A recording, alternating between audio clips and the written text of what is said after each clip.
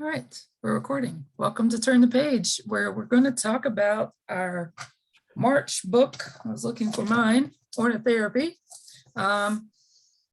Next week, we will have Holly Merker joining us for our Q&A. And if there are things that you guys are really interested in, Holly is open. She's going to do a short little presentation at the beginning and then be available for all your questions. So we're going to have some breakout sessions tonight, but also, you know how I love to start off with a giveaway. And my little prize for the night, here's my question for you, and we will use the chat. So you also have to be fairly okay at typing. Here's our question, first question. What tern species is highlighted in the book? What tern species is highlighted in this book? Here's a picture of the tern, actually. I don't know which one. Oh, Susan's got it. She was quick. So on page, I think it's page 90, is it? Page 110. 110. Yep, we got this beautiful tern. Oh yeah. 110. Arctic tern, our Tern the Page namesake. Beautiful bird, and they talk about migration.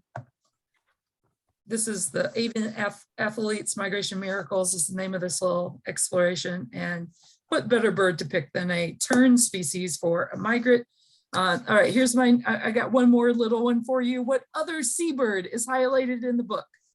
What other seabird? Not a tern, but a seabird. Oh, Crystal got it. Atlantic puffin. So quick. Oh my gosh. And the Atlantic puffin is on page 98. I was really happy to see, and it's a great picture because its mouth is full of food. Yes. Guy is returning. The puffins are going to be returning here to Maine in just a couple of weeks. It's coming up quick. So yeah, we'll have puffins here soon, and they'll be setting up their burrows. So our research team is getting ready and getting prepared. So on page 98, it says, under the surface, feathered divers and fish eaters, and puffins certainly are great at catching fish. And both Holly and Richard, two of our authors, have both been instructors at Hog Island, and often are instructors during spring migration. So they always get to be a part of seeing the puffins on Eastern Egg Rock, where we go each week to see the nesting colony there. All right, so those are my fun little prizes at the beginning. Look for something in the mail. I'll be sending it to you soon. But a little bit about ornitherapy. So this is I think a lot of people, a lot of birders and just people in general are connected to nature because it's therapeutic. Holly writes that ornitherapy is the mindful observation of birds benefiting our minds, bodies, and souls. And this book is really just to help guide you through different types of explorations. And so hopefully you guys got to try out a couple of them. I really like that there's this little checklist in the front, so you can mark off the ones you've done, because I could never keep which ones I did and which ones I didn't. And I don't know if you guys noticed that, but it's right at the beginning on page 12. There's this little checklist. Plus, you know, as a birder, we like checklists. So if you haven't used this little index, this is a great way for you to check off any of the explorations. So page 12, page 13 has the little checklist for you, so that you can be like, oh yeah, I already did those 5. Which other ones do I want to do? I wanted to mention that. And yeah, the very beginning just gives you some notes about ornitherapy. I don't know if any of you on Facebook notice that they have an ornitherapy group. And so if you join that Facebook group, Holly is very active on there. She posts different explorations on the Facebook group for people to do together and talk about, you know, what they thought of it and what their observations were. So it's a nice little community. If you're looking for a way to make this even more interactive, I definitely recommend joining the Facebook group, because it is another way to do the exercises, but kind of have that feedback from a larger group. Mhm. Great. So I'm going to turn it over to Kim for our first breakout room. All righty. Well, I hope you guys all remembered to do your homework. As we get ready to go into our breakout rooms, I'll say one of the things that I found, the explorations and meditations that I found most intriguing were the ones that I've also found most challenging in a world that is just spinning and spinning, and there's so many distractions. I've found it very hard to really let myself unplug and just be outside.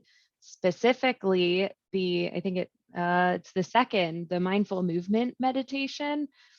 Also, for somebody that just can't stop fidgeting, it was a challenge to just quiet my body, quiet my mind, and just soak in what was around me. So as we head into this first breakout room, I encourage you to talk with the rest of your room about which of the explorations or meditations was your favorite. We're going to put about 4 in each room, and you'll have 15 minutes or so. All righty, you guys ready to go? All righty. Let's see. Oh. There we go. See you in a couple.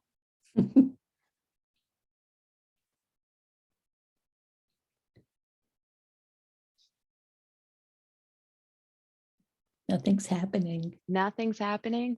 Oh, I thought I opened them. Eva, did nothing go? It looks like they didn't get assigned to, oh, now. We're still here. oh, there we go. Are they going? One did. Mute. Not yet. I'm going to start this over. I don't know what's going on today. Didn't look like people got assigned to rooms. Okay. Oh, I wanted to, sorry about that. Try again. Well, and we have some more people joining. So we're going in the breakout rooms, talking about our favorite explorations, meditations. If you came in late. Did you do it again? I did. Oh, I didn't hit the Oh, open here we all go. rooms button. Got it. There we go. Okay. Now This it's is- happening. Sorry, guys.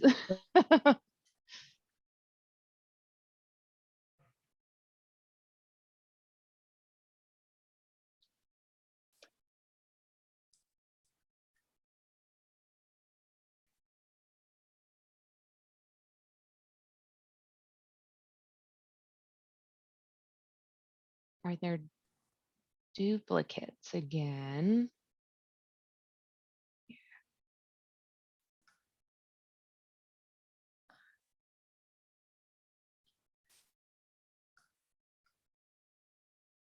There's like 5 in that one room. Huh? 6 because Kim and Cheryl are 2 people. Oh, we're down to 1. Margaret. Let's give them 16 minutes, Okay. maybe starting now, because some of the rooms have 5. I thought when we did this the last time, I was able to say like how many people per room. And this You time it can. was just how many rooms did you want open? So I was trying to do fast math. Yeah, let's give them a little bit more time because there are 2 rooms that have 5, Okay. and one of them technically has 6. Has 6. Alrighty. So I've got a timer going. Yeah. Great.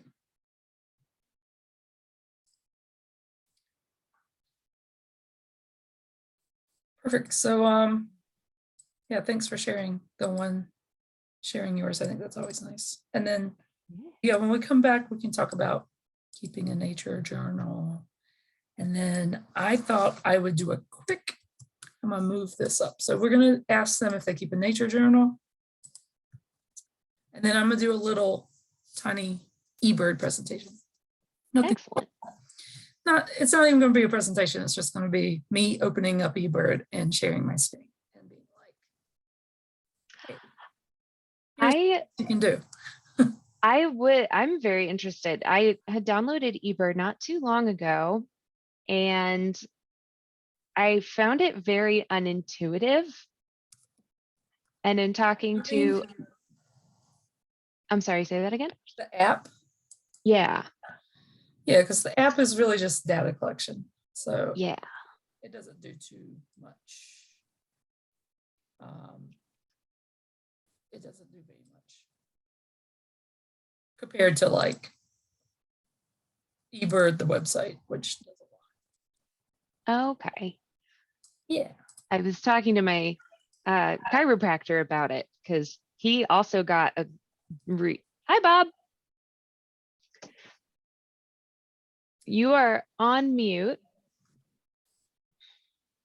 Mute, unmute. There you We go. Now we can hear you. Now we're doing it. So Great. we sent everybody into breakout rooms Like to 1 talk minute about, ago. yeah, to talk about their favorite explorations or meditations from the book. So we can go ahead and put you in probably room 5. Let's see if I Whatever. can. Sorry, I'm a little late. No problem. It's a-okay. Let's see. It's quite an experience. How's Eva? I'm good. How are you, Bob? Good. And Lark doing well? Yep. The whole family's doing great. Good. All right. Up there it went.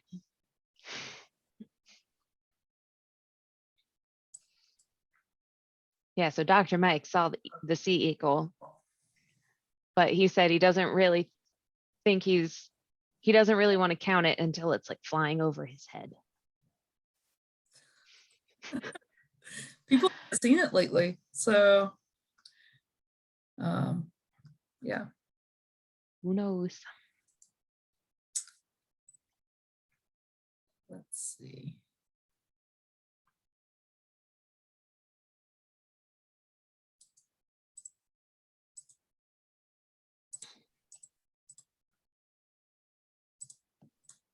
Yeah, so I will go just maybe I'll do a second quiz poll question.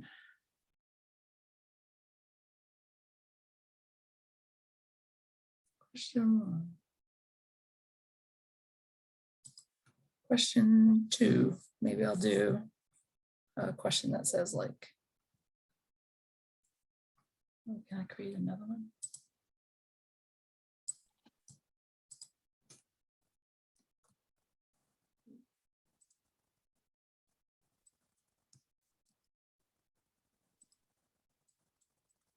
Just trying to get the questions. It's funny the way they do them in Zoom, how you have to like upload them.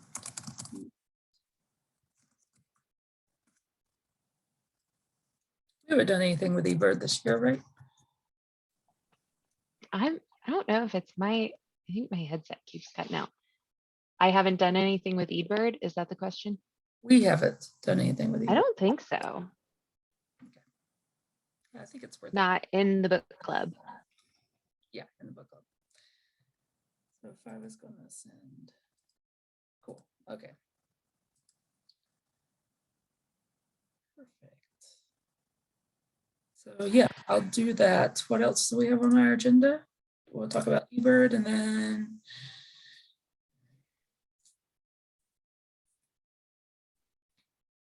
Open discussion. Oh yeah, I thought we'd do a little open discussion, not like in a breakout room. Just like let people popcorn around and talk.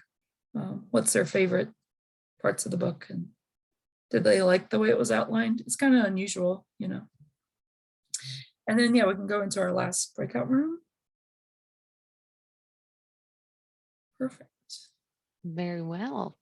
I wonder if we have another Did you write down our winners? One was Crystal and the other I think was Susan K. Susan K. Yep. Perfect.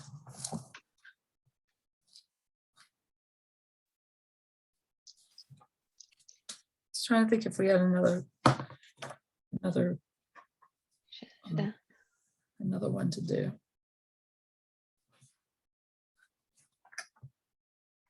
Right before I took Cadence for a walk, right before this meeting, and I saw a bird that was pretty small. I would say smaller than a robin. Mhm. And it had like a silvery belly and a coppery red head. Any thoughts on what it would be? I tried to get a picture of it, but it was too far away. A silvery body. Or like at least the bellies looked silvery. And a red head. Yeah, it was kind of like copper red. It didn't look, No spots, no stripes. I don't think so. No, nothing like that. Pointy little beak. Huh. It was at the, I'm sure, I hope I'll see it again. It was, and it had a pretty song, but I'm not going to try and sing it. It was the tree right off of my deck. And as I was walking, I was creeping up the steps to try and get a better picture, and it flew away. And it wasn't very big. No. Huh. Yeah, I don't know. Okay. I have to think about that. A silvery body. At first, I was like, maybe it's at first, because I saw this like flash of coppery red, and I was like, oh, it must be some kind of like a cardinal, but it didn't match anything else like a cardinal. Yeah. Yeah. I mean, the females are brownish. Because they're more brown, right? Kind of browny color, like a brown tan color. Mm. Yeah, they're like a tan. And their heads are, I mean, they have a red beak, but they don't have like a red body. Gotcha.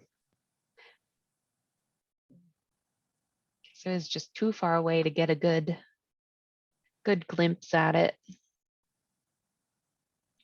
Yeah. I was trying to think if it would be, I don't know. This is a weird, like a male, sometimes when some of the female cardinals can look kind of weird. Like there's this one here, I'll show you one. This one. That's wild. I didn't leave it very long because I don't know if that just, I don't think that changes the breakout rooms, but just in case. I did it quick. I don't know. I guess we'll find out. Yeah, they can tell us. I'm always learning something new about Zoom. See ya. You would think we would know a lot about Zoom by now, but.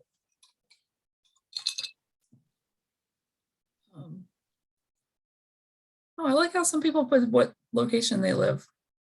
Dorothy Bedford, Pennsylvania. Karen Johnson, Bucksport, Maine. Bucksport, Maine, that's like near Acadia, right? It is a little bit north of Belfast. It's south Right. of Acadia. Yeah. Yeah. We've got some good to get friends to that Acadia. I was live up thinking, there. that makes sense. Right past the Fort Kent Bridge. That crazy bridge. Yeah, I've only been up that way a couple times.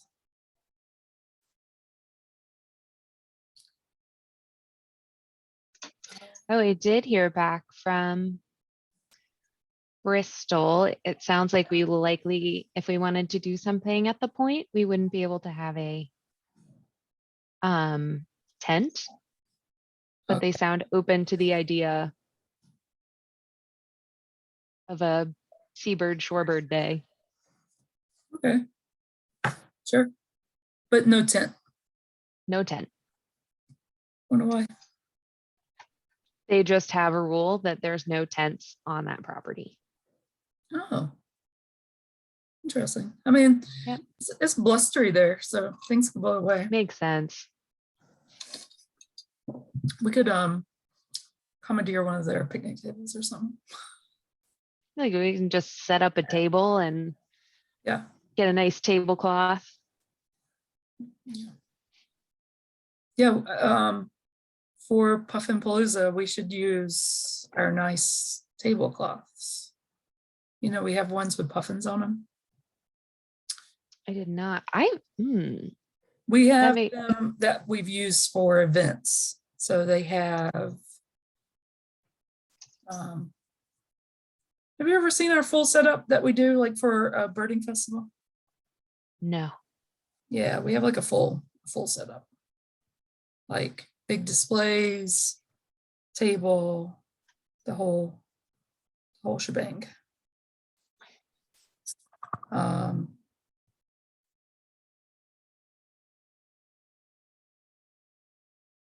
Yeah. Not hard to see in this one, but we have a blue tablecloth that has a puffin. Actually, it has this puffin on it. Oh, okay. So it's a blue tablecloth, and then this puffin cuts across it, and it has the Audubon logo and this puffin. And it does it on one side, it says Project Puffin, and on the other side, on the end of the skinny part of the table, it says Hog Island. That's great. I like that. Yeah, and then we have some pop-ups. We have the social attraction for conservation pop-up. It's like one of those tall ones with the metal thing. And then we have a couple.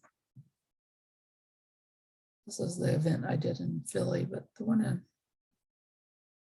yeah, we should find all of our stuff. Yeah. I have no idea where any of that is.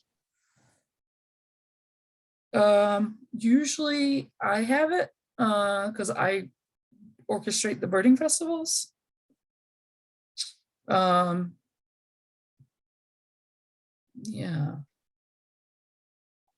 Oh, and then we got a new one. I forgot we have a new tablecloth because Tiffany wanted one that had a seabird. So then it says Audubon, and then it says Seabird Restoration Program. And that one, I don't like that one as much. I like the puffin one better, but we have that one. That was our newer one that we bought. And then we have a pop-up that has Hog Island, Osprey, Hog Island birding. Then we have a pop-up that says Seabird Restoration Program, and it has puffins, research islands.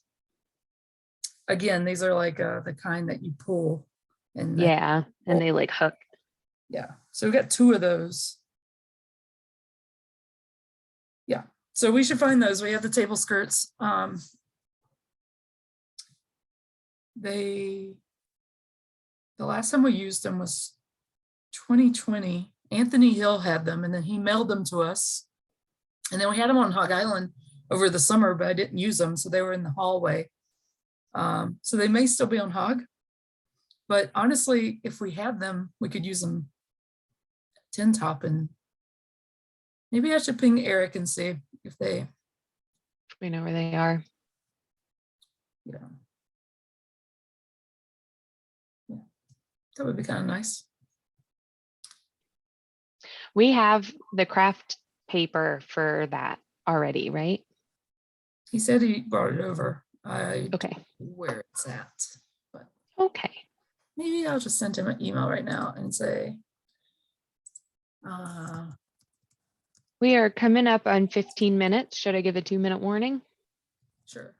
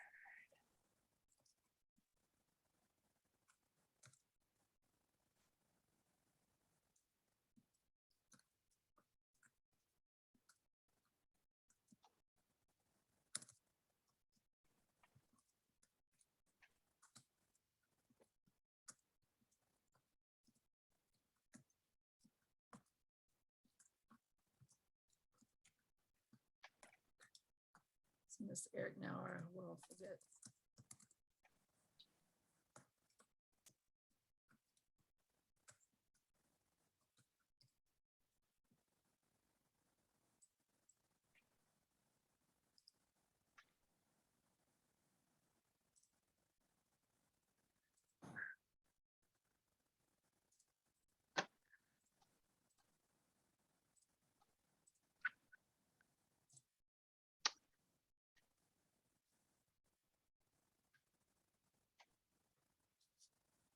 Do you know if Christine is Christine Corbley? Are there any others? I think so.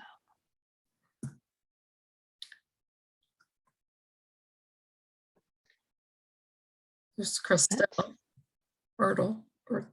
Yeah. Breakout room 5.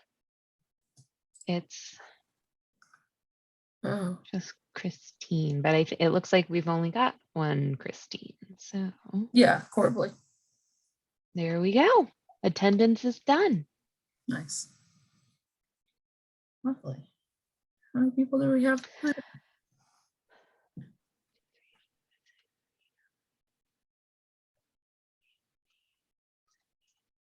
21.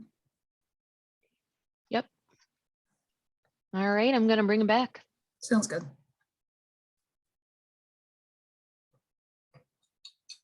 They actually got 3 minutes.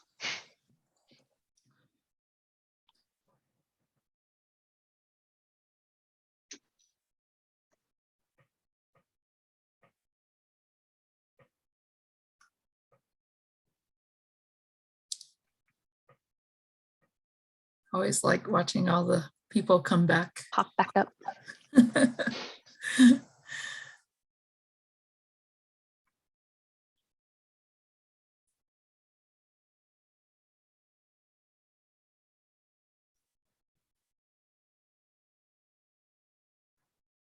Some people are taking every second.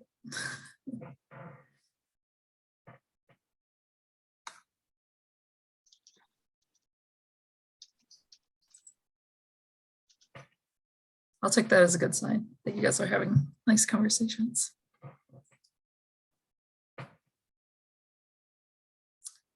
All right, lovely. We have everyone back. Thank you. Hope you had some nice discussions with your breakout room. We'll give you a few extra minutes because some of the rooms are a little big. Does anyone want to share an exploration or that they found, or if perhaps better if were there any explorations that you guys commonly in your room were like, this is the one we really liked, or just want to share with the group?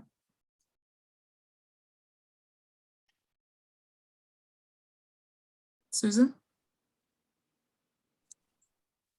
I think one thing that we all felt that came out of the experience was that we wanted to appreciate the birds we were seeing as individuals and observe them kind of more closely.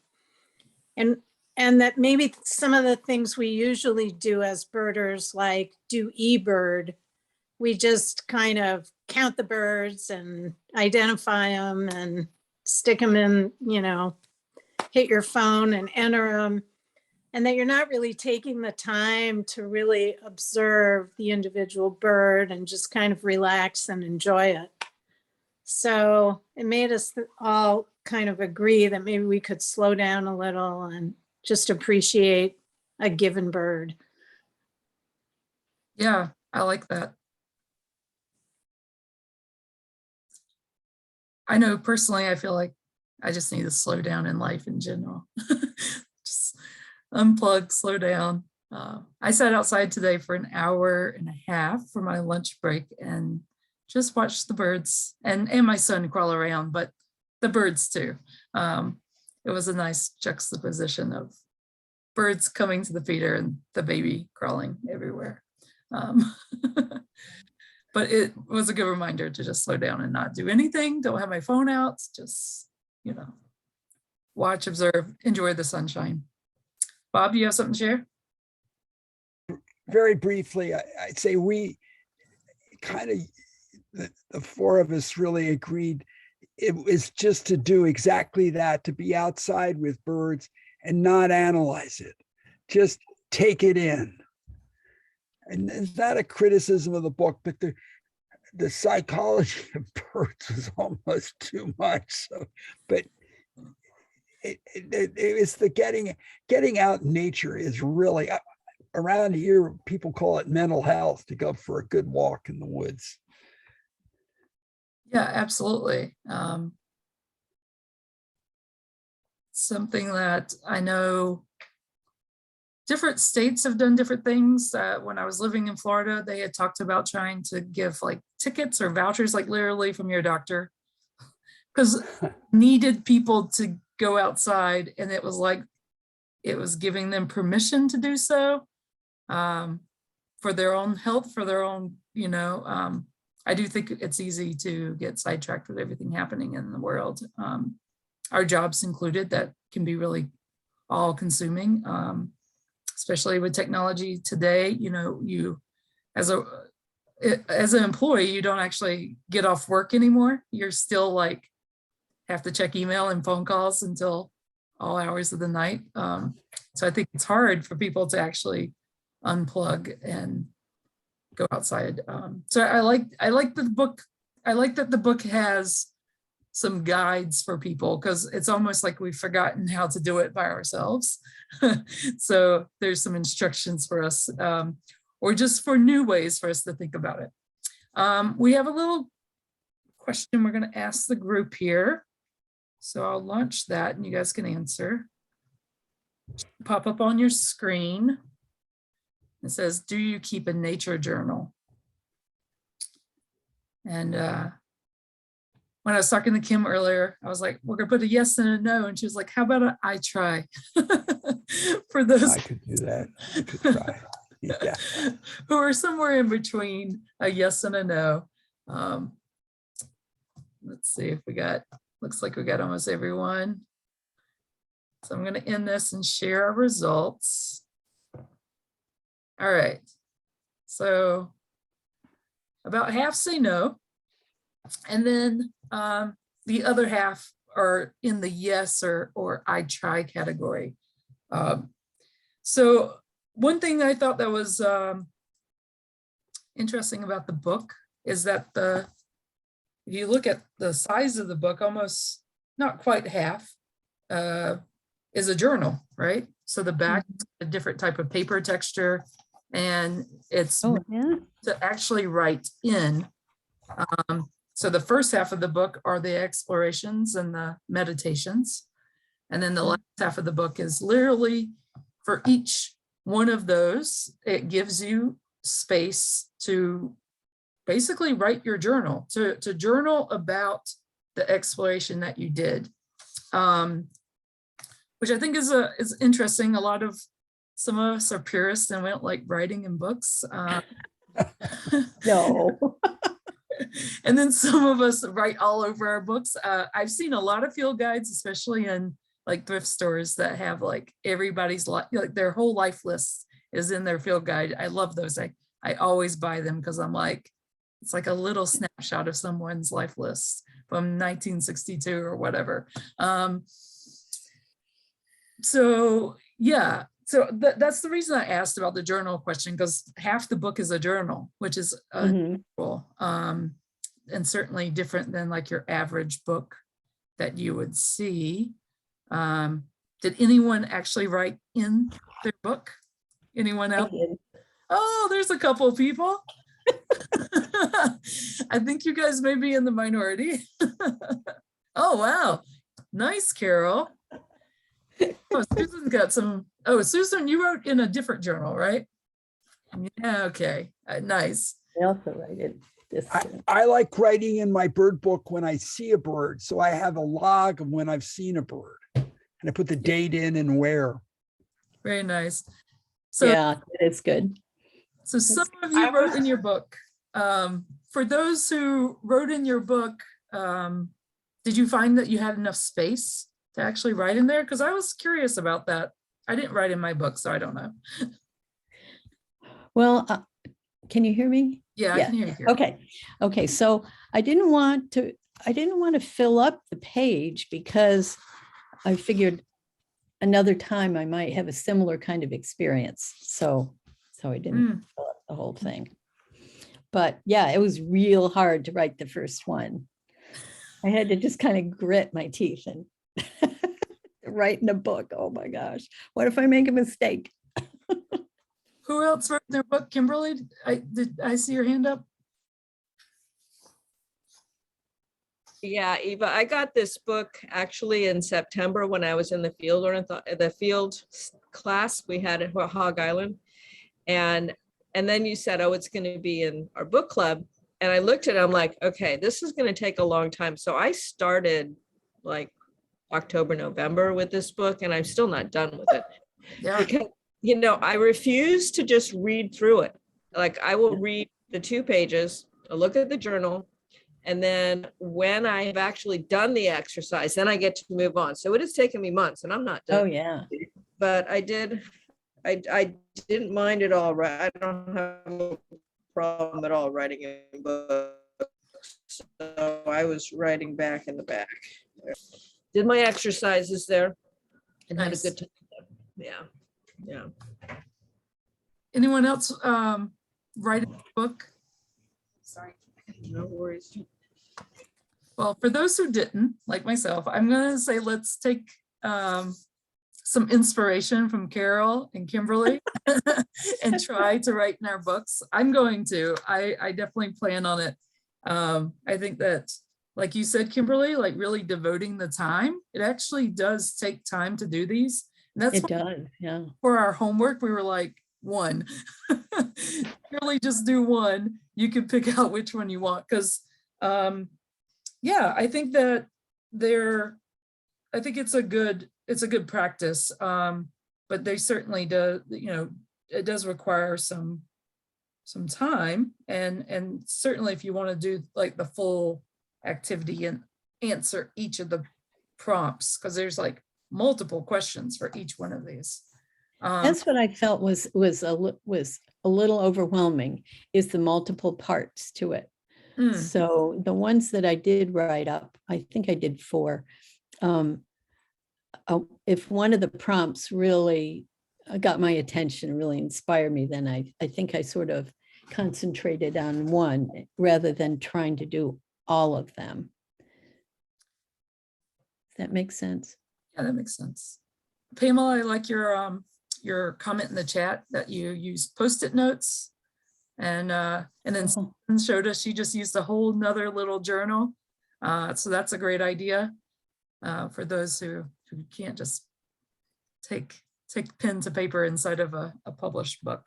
But I know that this was something that Holly and Richard both were really interested in doing, and they sent me a draft copy of the book before they published it, and they were talking about putting this journal section in. And I was like, oh, that's interesting. I've never seen that done quite in this way. So I think it turned out nice. I like the quality of the paper in the back.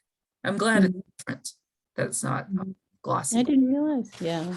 Yeah, the paper in the back's like actual paper you could write on with a pencil if you wanted. Yeah. Whereas the paper in the front's like this glossy kind of shiny paper in the front. So some of you touched on my next question to the group here, which is about eBird. So I'm gonna launch that and you guys can answer and we can see. Where's the one that says, I try?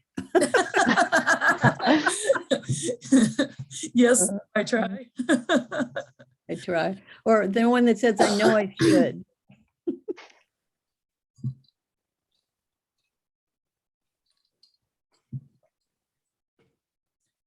All right. Almost everyone's answered. Looks like maybe one more person. Oh, wow.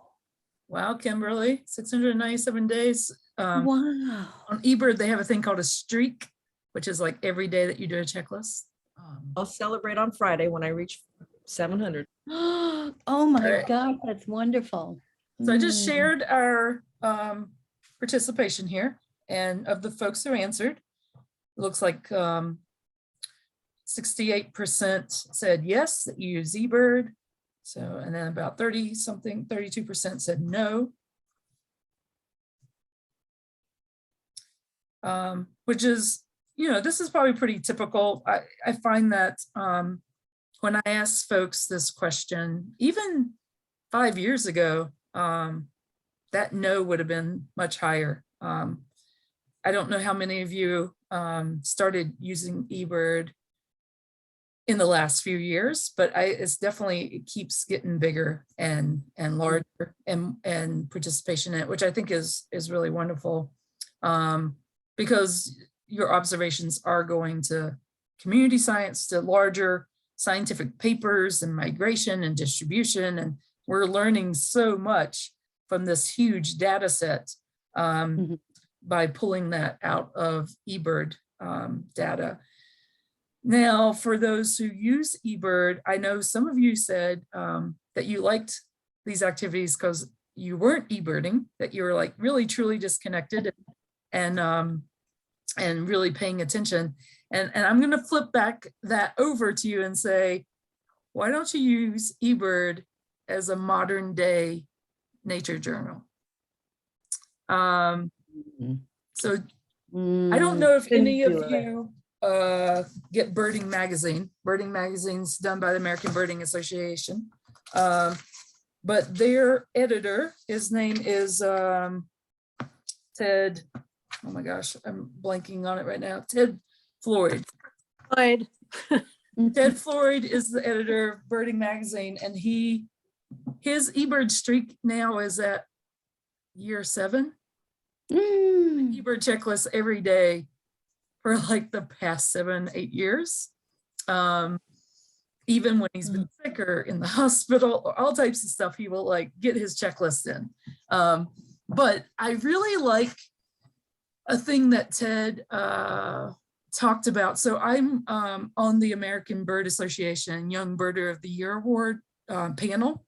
So there's a bunch of us folks who help judge the Young Birder of the Year for the American Birding Association and Ted group.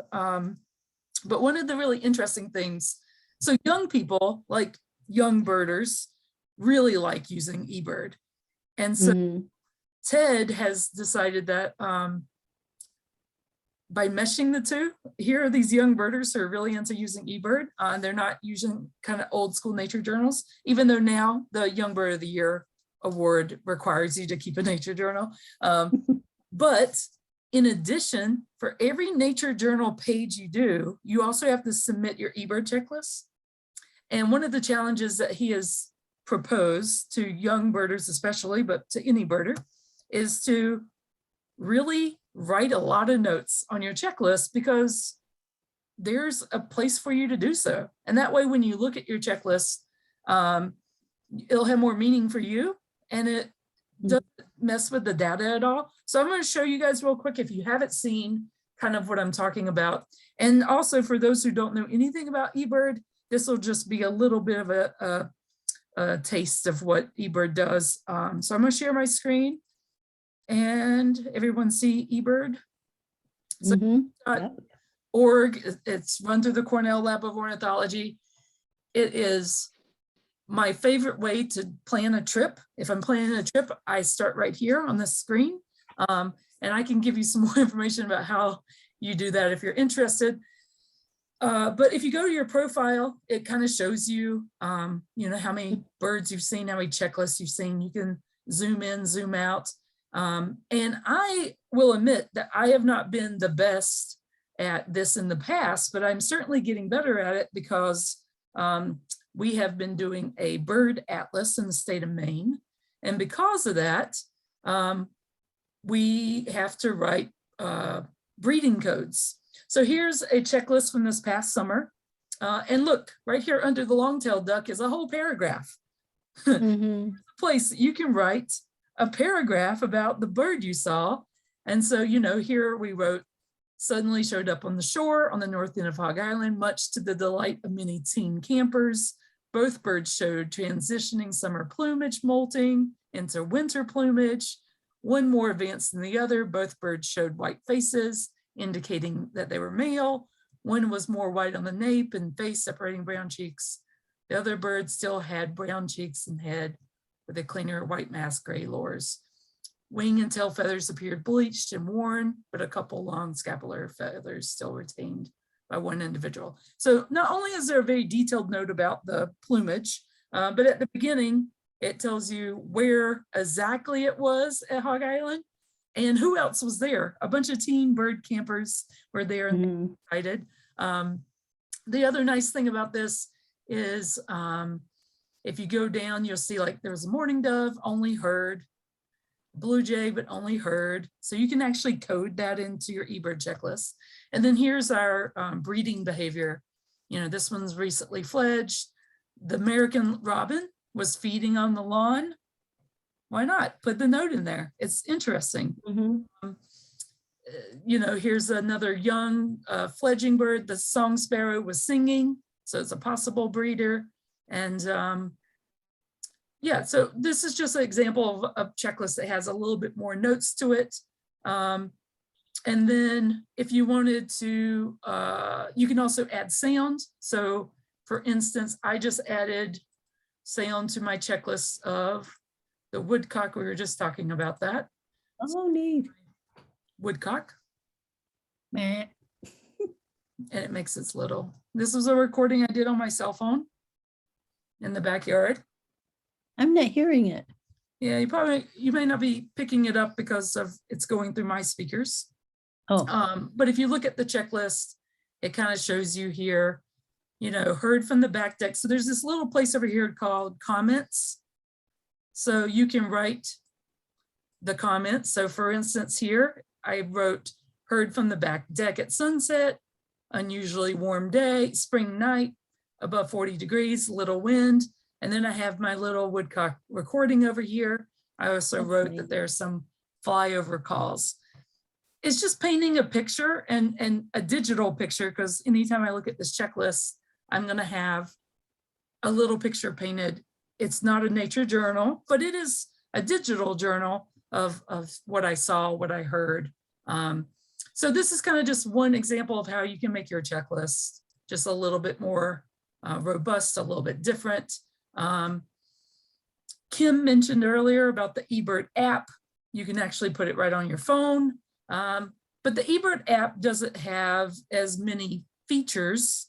The app is more of a practical use. So you can put in a checklist, you can track how far you go, but that's really the gist of it. Like there's not, you can put in breeding codes, you can type in little notes, but you can't upload yet, like sound recordings or video, like you have to do that separately from the browser. So it's not the most user-friendly in that way. All right, so I'm gonna stop my little screen share there. So anyway, I'm gonna challenge you guys, if you, next time you're eBirding, write some notes in there. This is something that Ted inspired me to do, and I try to do more of it because I actually do look at my eBird data a lot. I like to see what I saw last year. I look in there and yeah. Kim, did you have something to add to that? Yeah, just this year with breeding codes, if you use your phone, they've gone from a list that was user-friendly to all of these little Whoa. circles on your Really? phone. Maybe different on the computer, but you can start with the F, the first one, which says F, and then it'll say that's a flyover. Then you can hit the next button in appropriate habitats. You can keep going button to button till you find the one that works for you if you are trying to do that, because I was rather distressed when they switched it from, words that you can read to just these little circles with letters in them. I'm like, what? I mean, I know that that's how they're coded, but I didn't want to have to think about what those little things meant. So I guess we'll get used to it, but yeah, it's gonna take a little time.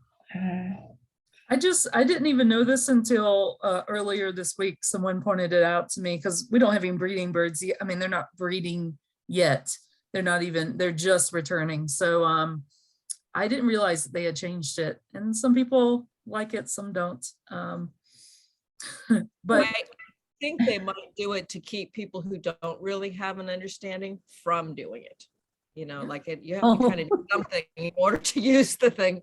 But we are right in the middle of breeding season already here in California. So I've been having to use it a lot.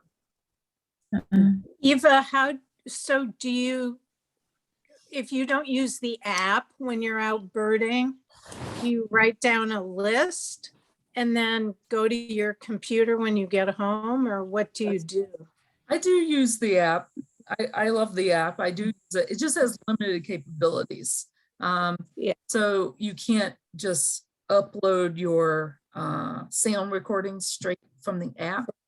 So it does require me to do a different step where I would usually say like recording will be uploaded later or something in the notes. There's also a note to me that I need to upload it later.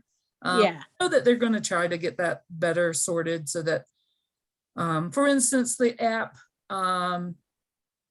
you used to be able, when you submitted your checklist, you could not change your checklist unless you went to your desktop computer or your laptop. Now you can edit your checklist on the app, but that's like it just happened in the last 2 years. So the app is definitely, they need to work more on the app. I think this other big part, the desktop part, is so robust. The app is practical, but not as great as it could be. Like being able to upload photos and video or sounds would be wonderful. Yeah, So I but think- well, it was actually, again, Holly who kicked me in the butt and said I had to start using my phone. But before that, I'd always have my field guide in my pocket or in a backpack. But I would stick a big Post-it note on the front of the field guide. And then as I was walking around, I would write down the species I was seeing and maybe some field notes. Or maybe if I didn't recognize the bird, I'd write a lot of field notes. And then I'd keep a crosshatch count of how many I saw of those species. And then I would come home and input that all. And with the field notes, then I would go back through the guide and try or maybe look at pictures on the computer to try and identify that. And I still recommend that since I lead now and people ask me, what are some of my best tips? It's like, that's one way to start, right? You don't have to push them onto the eBird phone thing, but even if it's like, like an index size card or one of the larger Post-it notes, and they keep a list, even if they go stick that page in a journal, then they've got a list of all their little outings and what birds they saw, with hopefully the date and the location and maybe a little climatological information, like it was sunny but really windy or things like that. So that's a different way to do it. I think that's a great idea. I really like that idea. I tend to write in a little booklet that I've always used what birds I see, because I'm so much slower on the phone. I find that I'm spending more time on the phone than I am birding, especially if I've been elected the recorder for a bird walk or something. It just takes me too long, and I can write down a breeding code and how many I saw so quickly on a piece of paper. Yeah. And I've had that happen if I'm in a new habitat or new country. I've had a couple of local guides tell me to get my nose out of my phone. Why am I not keeping a field notebook and just writing them down quickly by initials or, some kind of code? And again, the crosshatch thing, instead of struggling with, especially in a foreign country, where they're just, Colombia, Costa Rica, right? You're gonna see a couple hundred new birds in a week. So it's a lot of time to sort that out. Yeah, I would agree with you, Dorothy. I know that I personally still use a notebook when I'm in another country because I don't know the birds as well. And I sometimes am writing down field marks. I do think that like when I'm birding here in the US, I'm much more likely to put it in my phone because I'm listening and constantly marking birds just by ear and marking them quicker than I can write actually. But in other countries, I tend to use paper because, well, also there's not good cell reception. So there's not the tracking feature that you use in eBird. The humidity is not as friendly on your on your phone. So I'm much more likely to use waterproof little tiny notebooks. But I did have an experience where I was in Mexico for a week writing in my little notebook, and on the next to last day I lost it. Lost the notebook. Oh, dear. It kind of made Painful. it was very painful. And so now that's the nice thing about the digital is that I won't lose it because it's up in the eBird cloud. And so so there's pros and cons to both. I think that there's a lot of useful parts to field journaling, and it is something that we incorporate in almost all of our programming at Hog Island, our teen programs especially, because it is a really great way to focus on details, focus on and field marks and behaviors. And yeah, so it's certainly, and if you look at any famous or, well-known naturalists, they took field notes, right? That's, and there's so many books still being written by naturalists who use the field notes, their field sketches and their field journals to help dictate that. So yeah, I think it's that we're just so lucky that we get to use both, because it could take us months to find out the identification. Now we are able to find out identification in minutes. So I find that it's like a exciting time to be a naturalist. You don't have to have a huge library or access to a library. So great. Why don't we go into our next breakout room? Kim, I don't know if you have it queued up for the groups again. Do you want to present the topic? Oh, sure. So before we head out, I want you guys to get together, put your heads together, and thinking about everything that we've discussed and ornitherapy. What elements do you expect, or would you like to continue practicing after you've finished this book, if you haven't finished it already? All right, Eva, about how long are we going to take in this?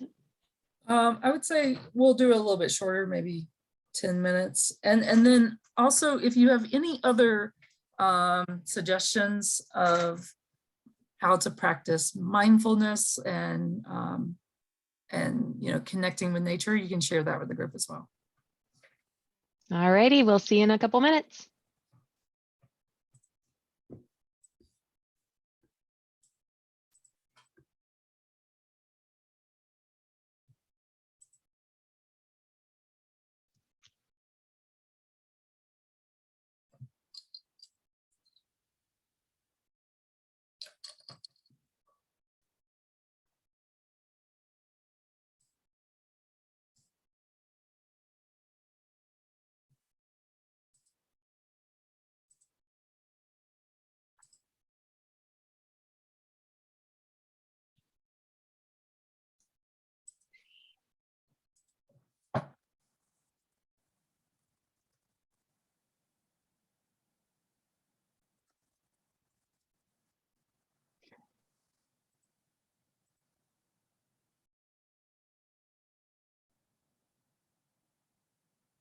Patty, did you get your room invite?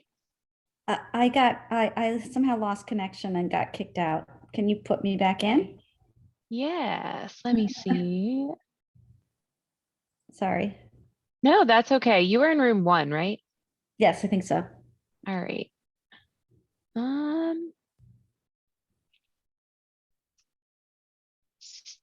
Still, Eva, can you hop on here? It's only giving me the option to put her in a different room. Just put her- Oh, does it think I'm in the other one? Maybe could I be in two? Or maybe I'll pop you. There's one room right now that only has 2. It's room 5. So I'll put Yeah. you down there. How's that sound? Yeah, sounds good. All righty. See you soon. Thanks.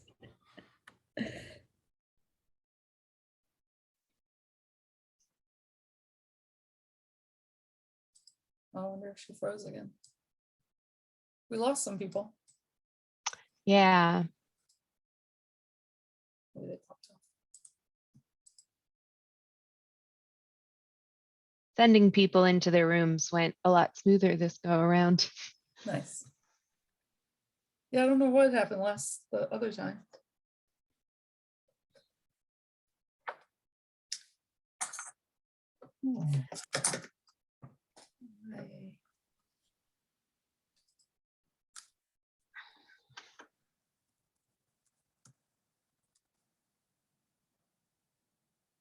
That was a really great eBird discussion. Yeah, people had some good thoughts on it. I mean, there's a lot of word users in there, so they have some interesting. I like eBird. I like them both. I don't know. I posted a fun little video of family camp. It's fun to look at the comments. Maggie Dwayne told me that she's like, her comment on our post was, so it's a family camp song of the Rattling Bog, which is that kind of catchy little song that they sing. And she's like, is it weird I already knew the song being sung because of the tambourine movement before even having my sound? I haven't sung that song in over 15 years, but the fun you have at Hog Island as a kid stays with you forever. She got to come as a kid and then came back as That's wonderful. and now she comes back as Full a, circle. yeah. So that's kind of fun. Oh my gosh.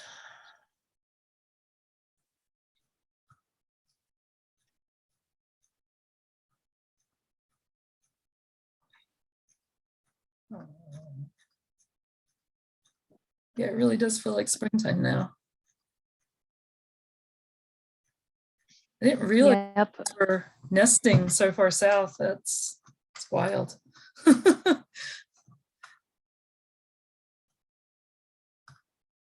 I'm excited for the summer. I am too. I'm feeling like it's getting closer. Always. And tomorrow we're doing the final payment reminders, so folks will be feeling like summer's coming fast.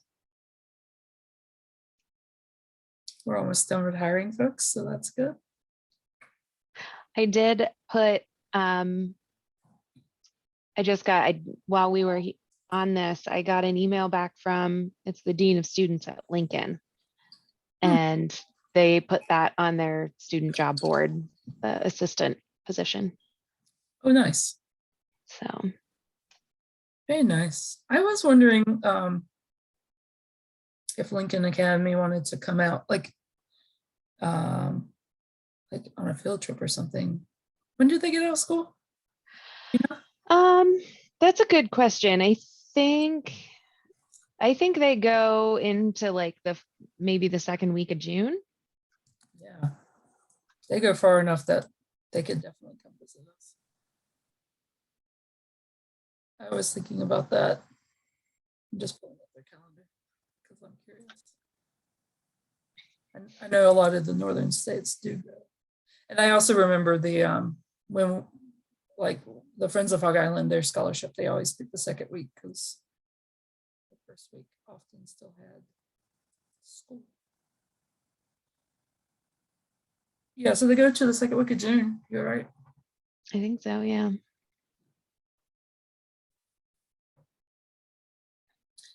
Yeah. But I'd be happy to send a little introduction, and if you want to discuss possible ideas like that with them, I'm sure they'd be all ears. Yeah, I think it's like we have this high school nearby. Why not be interacting with them in some way? Potentially they could come volunteer, they could come participate, they could, there's opportunities for young folks to, if they're interested in science and conservation, like this could be a thing that we could provide. And we'd be reaching more than just like students that are from the mid-coast. They also have international students Yeah, that live on campus. yeah, absolutely. Yep. Yeah, I thought about, oh yeah, they do have a job board, I see, for alumni and current students. Huh. That's cool.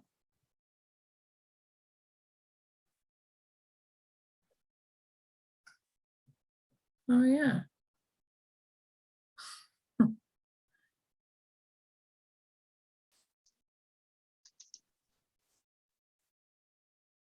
Oh yeah, see, they have like the Coastal Maine Botanical Garden internship.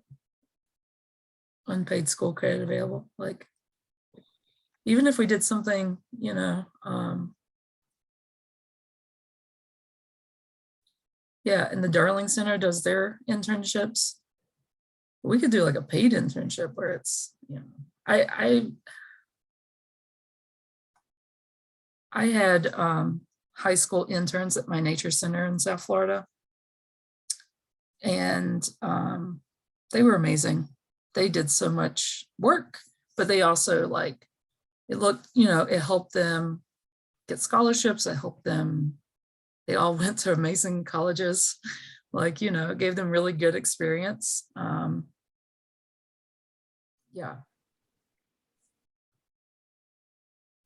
We should think about that.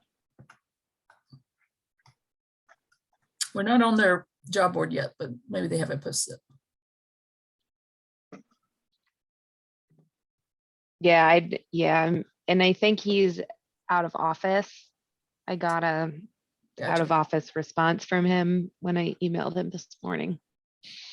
So it also says if it's not up on here soon, we can always, it says reach out to the communications director, Jenny Mayer. Okay. At mayor@lincolnacademy.org or whatever. But yeah, I've thought about, I saw that they were going on a field trip. Maybe it was with the Darling Center or somewhere. And I was like, oh, we should do something with them. Like, come learn about a world-renowned seabird conservation project in their backyard, kind of, Camden Hills would also be a great school. Where's that? That's Rockport, Camden, Okay. Rockland too, I think. Nice. They're on Route 90. Yeah, I see where they are. Nice. I've probably driven right. Oh yeah. I went by there the other day. We went and checked out the Waldorf School that's over in Rockport. Oh. All right, I'm giving them a 1-minute warning. Great.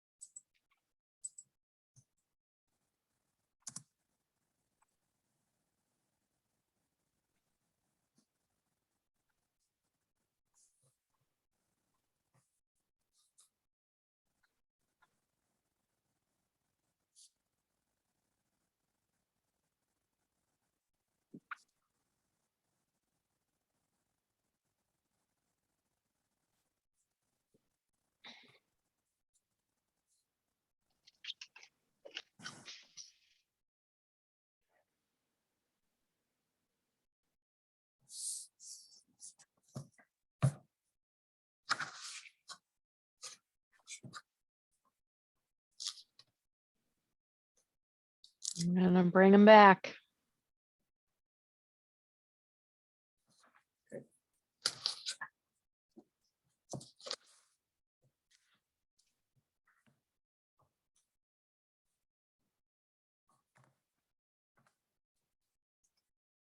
Welcome back. Welcome back, welcome back.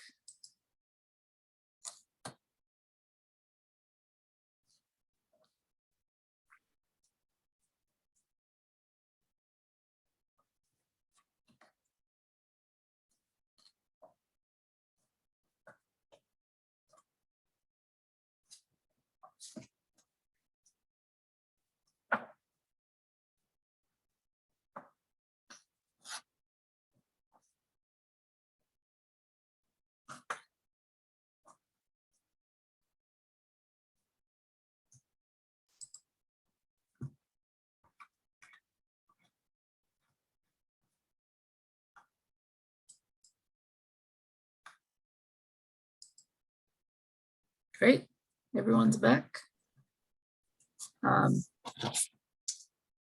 was looking at the chat from earlier. I think Kimberly, you're the one that mentioned that you wish that there were bird names for the, for like which bird is in the picture.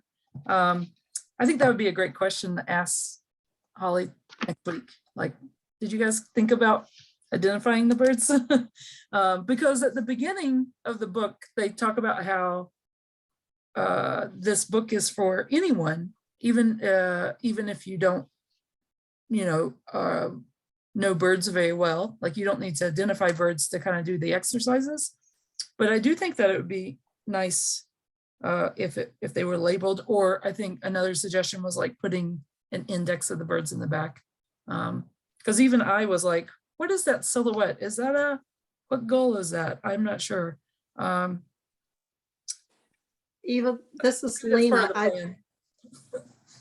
Eva, Uh-huh. I agree with you that some of the birds were like, what bird is that? But I didn't get very far through the book, but a lot of times the bird was mentioned in the discussion, and rather than having it identified. I'm not sure that goes all the way through the book, but early on it did do that. So. Yeah, Yeah. I noticed that too, and that they mentioned it within the text. Yeah, some of them do. Some of them just say, like this picture of these different hawks, there's like on page 82, there's like 5-6 species, and they don't mention that they're even raptors. They just talk about light, which is fine. I mean, it's not a bird guide. It's definitely got another purpose, but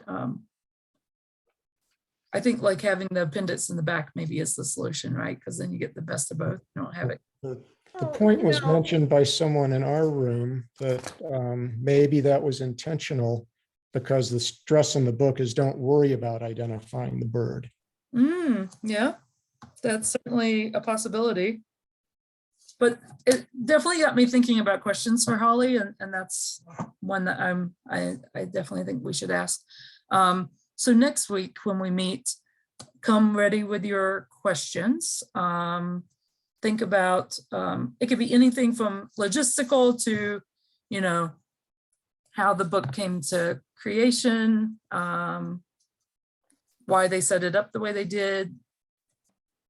Anything that you can think of, she'll be ready. And if you have any things that you would like for her to talk about longer, you can always drop it in the chat tonight, or you can send me an email, because she said that she's totally open.